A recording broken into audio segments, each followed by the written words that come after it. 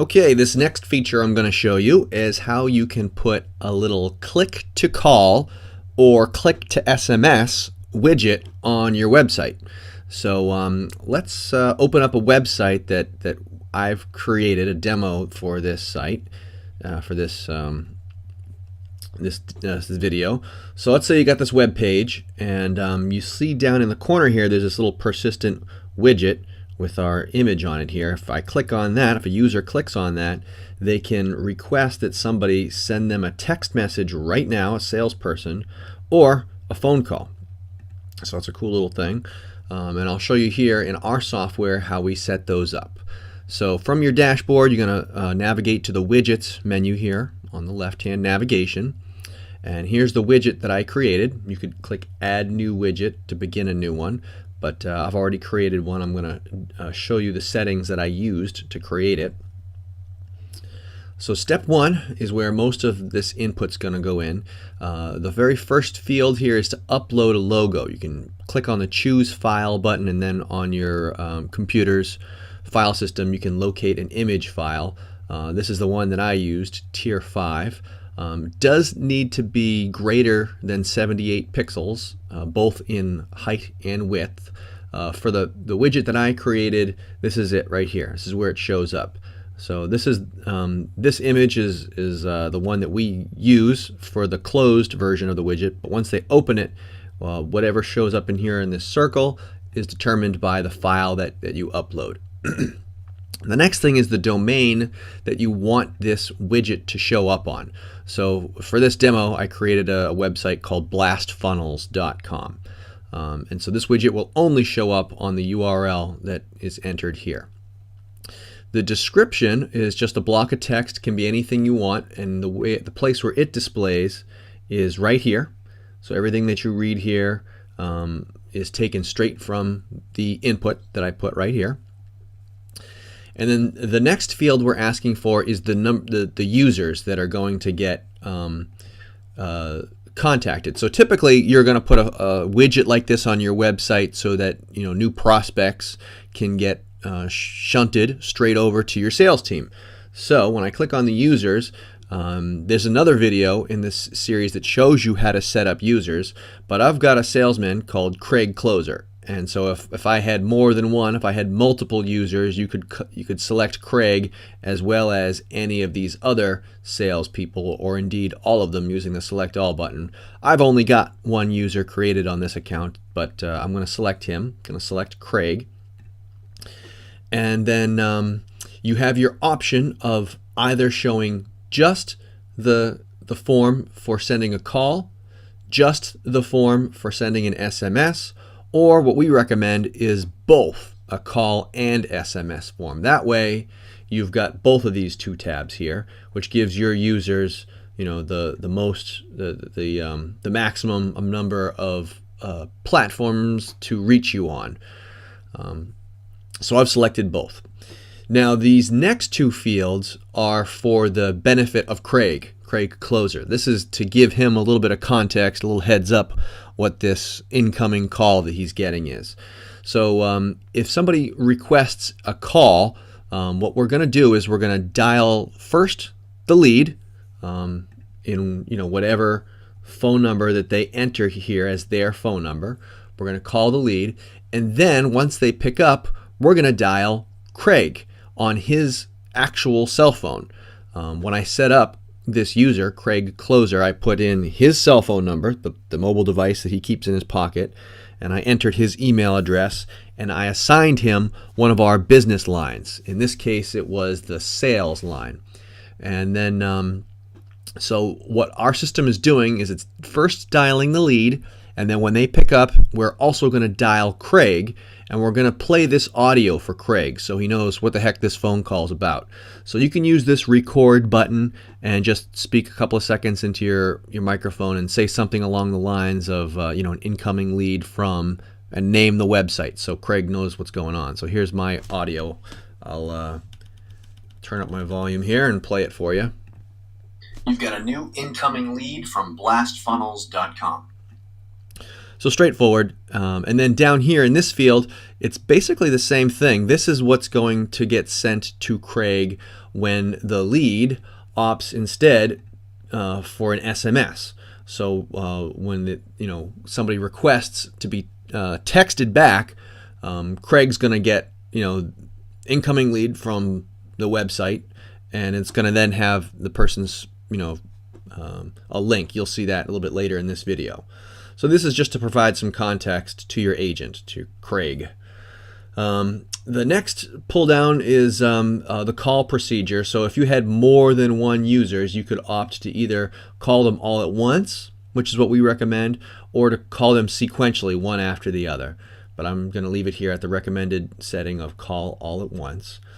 The SMS notification as well as the email notification, these are used if your agent, if Craig drops the ball and doesn't answer his phone, if he misses that text for some reason, if his phone is off, etc., etc., you can put a fallback number in here. You can put the boss's number in here and then enable it so that this person, this phone number that's put in this field is going to get the text message. Or indeed, you could put an email address in here and enable that with this little switch. Default country just means the prefix that you want to use. So I've kept it at the United States. These final two are for branding purposes, the powered by image and URL. The image is kind of small, it should be less than 50 pixels wide by 34 tall. And you can see it here, down here in the bottom. I just used the Tier 5 logo, just like I did up top, except I used it much smaller and probably could have resized it even shorter now that I see the alignment of it. But yeah, that's just a little vanity touch, I suppose. And of course the URL, that when the user clicks on that powered by logo, what's it going to open? And I put google.com. So after you've set all of these, you're going to hit next, and we're going to bring up your schedule. So what hours and what days is your sales team available to make these phone calls and text messages? So you start off by choosing a time zone. I just put Eastern Standard here because it's what I think in. And I've enabled it for all 7 of these days. They're all green, they're all turned on. And I've put it for basically 24/7, from 12 a.m. to 11:59. And you've got pull downs on all 14 of these boxes to choose from. So once you've determined what hours you want that widget to be available, you click on the next button. And now you can determine whether you want this to show either on just the desktop, just the mobile, or as you see here, I've set it to display on both desktop and mobile versions of the site. But you could disable one, or indeed, I guess, both if you wanted to. I'll click on next. And this is the final piece of text. It's a one-line piece of code that you need to now install on your website. So I'll copy that, and over on my website, I built it over here in ClickFunnels. So if you were a ClickFunnels user, you'd do it up here in the settings. But however your web page is built, you want to go into the code, and the best place to put it is in the footer text. So that would be right before the close body tag if you were looking at the straight code for it. But with a modern page builder, this is where I would paste it here in the body tracking code, save that page, and then when you reload, our widget will appear here in the corner of your page. And then you want to hit save, and you will see here that it's got a an activation button. You can turn it off, you can turn it on. And if I turn it off and if I reload this web page, blastfunnels.com, it will disappear. So it's no longer available. And then of course if I reactivate it and reload that page, there we go. We've reappeared. So if we want to demonstrate how an actual website visitor to your page would use this box, they would click on our little website widget and then choose whether they want an SMS or a phone call. Enter in their phone number. So I just put any old fake number in there. And optionally set the date that they want this thing to go through, and hit submit request, and it would tell them, thank you for showing interest in our platform, we'll call you back at that specified time. So the system will automatically at that time make that phone bridge. And then should they want to actually get an SMS, they can do the same thing on this tab, and I'll put in a slightly different number, let's say 91, and submit that SMS. And it's going to thank them and let them know that you're going to get an SMS, a text message, shortly. So let's find out how this is going to look on the back end of things. So right now we are logged in, you can see, as the administrator. That's what I used to create this widget. But if I open up a incognito window, and I log in as my salesperson Craig,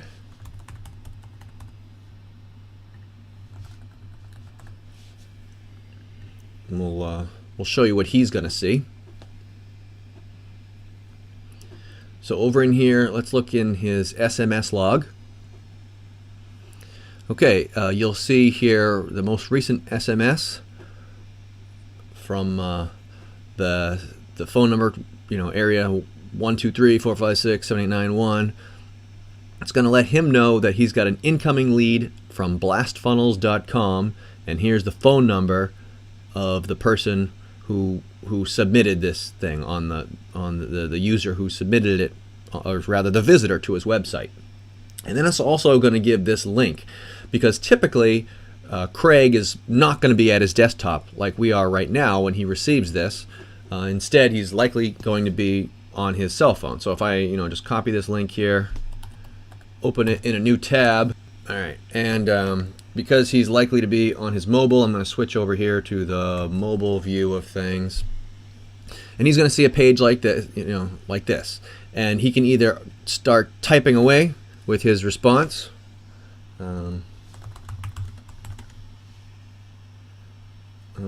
clicking the widget, how can I help you? And there, his message will then get sent off to that website user, his reply. And indeed, he also could click on this button to actually initiate a phone call with this person. So I'll switch back to desktop mode here. Now, one thing that you could do, I'll close the incognito window and go back to my administrator. Let's say you wanted to give your sales team a little bit of a leg up, so that the website user isn't sitting around waiting for Craig's slow response. You could actually set your autoresponder to immediately send that very first reply, which is a pretty good practice. And all you got to do is go in here to the initial settings that you put here, and on that SMS content, what did I just scrolled right past it, didn't I?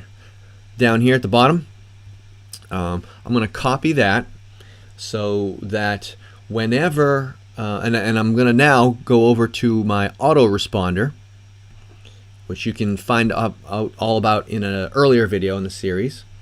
And I've got some keywords already set up, but if I add a new keyword and paste in that exact string that we used in our autoresponder, we can type in here what the immediate response that they should receive is. Something like, hey, you just requested a text message from blastfunnels.com. How can I help you? And save that response to the autoresponder. And now, as always, we got to make sure that this autoresponder is configured onto, I see right now it's configured onto the training demo, or it is the training demo autoresponder, but Craig, as you know, is a user on the sales demo line, not the training demo line. He's on this sales one. So I'm going to configure the sales demo line so that it gets an auto response, and I'm going to choose, yes, training demo responder. So everything looks good here. So now, as you can see here from our autoresponder, whenever we get one of these website based leads, whenever somebody clicks on our widget and it requests an SMS and it fires off this notification to Craig, to our salesperson, the autoresponder is automatically going to send the very first message, the first response, over to the lead, just getting the conversation rolling on Craig's behalf, and just providing a slightly better user experience for that incoming web lead. So a couple of other features that the widgets have. If I went back here and edited it and scrolled or paged over to the schedule, let's imagine that our business was closed except on Wednesdays and Thursdays from noon to 6 p.m., 8 a.m., why not? So if we actually used this scheduling feature and I put in some hours here that are outside of the current window right now as I record, so I'll save that. So we're only open on 2 days a week that currently don't include this current moment that I record in. So my website widget, after I save this, will now register that I'm closed. So I'll come over here and refresh the page. Now when someone clicks on this and they want to enter in their phone number, etc., they're only going to be presented with dates that I've populated over here to be open. So this is Wednesday and Thursday, and all these other dates are closed. Likewise, I think I mentioned, but you need not show both the call and SMS forms. You can have only one or the other. So if I were to do that and click through these,